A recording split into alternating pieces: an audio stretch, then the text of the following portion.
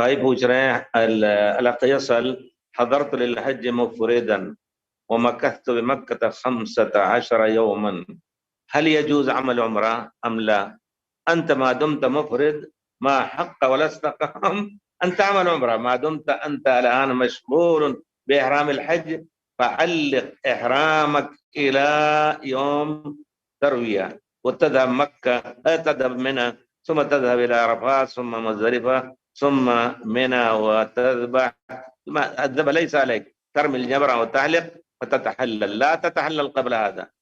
أنت تسأل حضرت للحج مفردا مكثت مكة، فهل يجوز العمرة؟ في هذه الحالة لا يجوز لك أن تعمل عمرة إلا إذا غيرت نيتك، وجاز لك أن تغير بحيث تتحلل من هذا الطواف والسعي الذي طفت وسعيت، تجعله عمرة وتحلق رأسك، وثم بعد ذلك يجوز لك أن تعتمر عمرات إذا كان طلع الشهر إن شاء الله.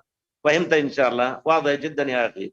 في حالة وأنت مفرد متلبس بإحرام الإفراد ما يجوز لك أن تعمل عمرة، لا يجوز لك أن تدخل عليها عمرة. لكن إذا خرجت وغيرت نيتك جاز لك أن تغير كما أمر النبي صلى الله عليه وسلم ناسا، فبعد ذلك تعمل عمرة بما شاء الله، ثم بعد ذلك تحرم للحج.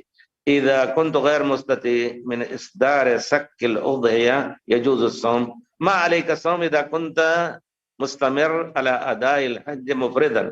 لكن إذا كنت متمتعة هذه جعلتها عمرة فجعلت جاز لك أن تصوم إذا كنت لا تستطيع إن شاء الله من الآن.